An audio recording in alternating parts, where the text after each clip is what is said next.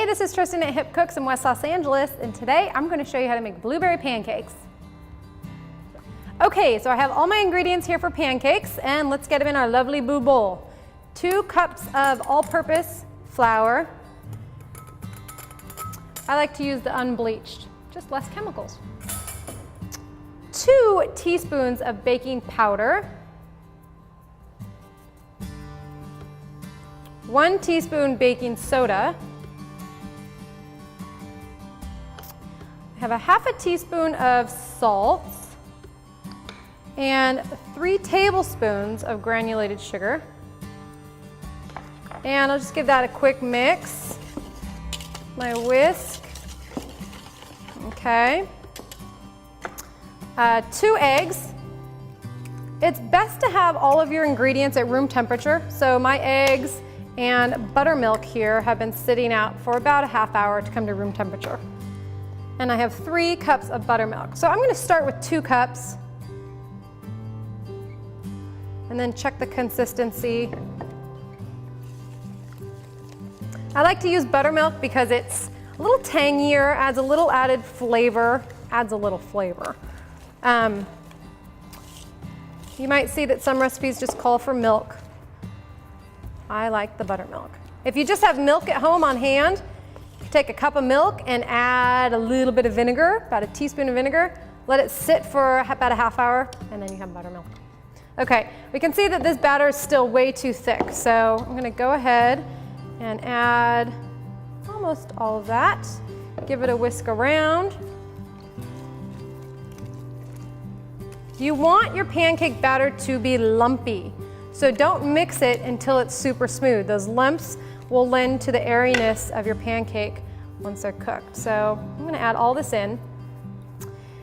And one of the last things to go into your pancake batter is 4 tablespoons of melted butter.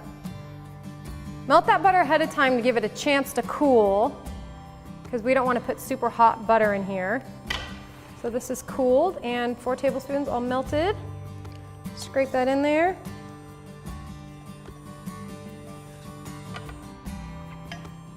Okay, and mix that up.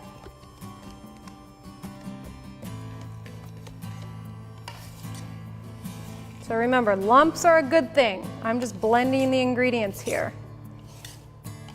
Okay, so it's not ready for the griddle yet. You want to set this aside for about 20 minutes, let it rest, let all the good ingredients meld together, and then we can get to the griddle.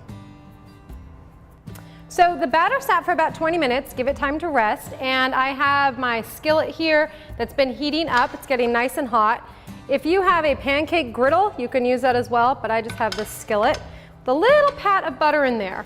And have a paper towel on hand to spread that butter around and to also absorb any of the extra oil or extra butter that's on the bottom. You don't want pools of it, you just want it nice and greased. Okay, so depending on how big you want your pancakes, depends on how much batter you want to put in it. I'm going to start with a ladle.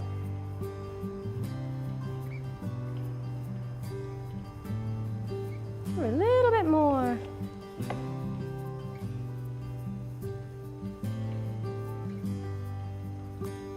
And the pan's nice and hot, so I can hear it bubble a little, and that's what I want. So our batter's in. Now the blueberry part. Sprinkle blueberries. I was lucky enough to find fresh blueberries at the grocery store, but frozen work just fine. And if you do use frozen blueberries, do not thaw them first, put them in frozen.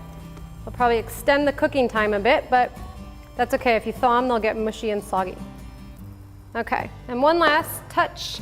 I love nutmeg with blueberry, so let's nutmeg it.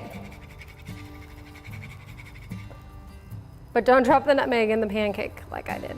It's cool, no problem. Alrighty.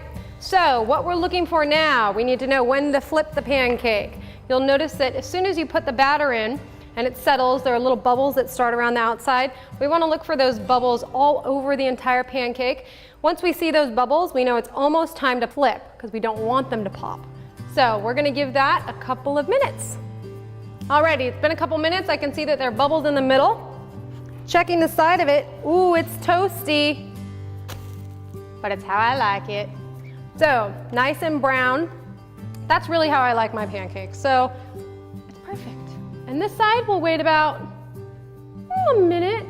Really, the only way to tell if this one is done is by picking up the side and checking the color. My pancake, my blueberry nutmeg pancake, is complete. Voila. And that is how to make blueberry pancakes. Enjoy. Thanks for watching. If you'd like to see me prepare any other recipes, please send an email to request@mahalo.com, and in the meantime, check out our other videos.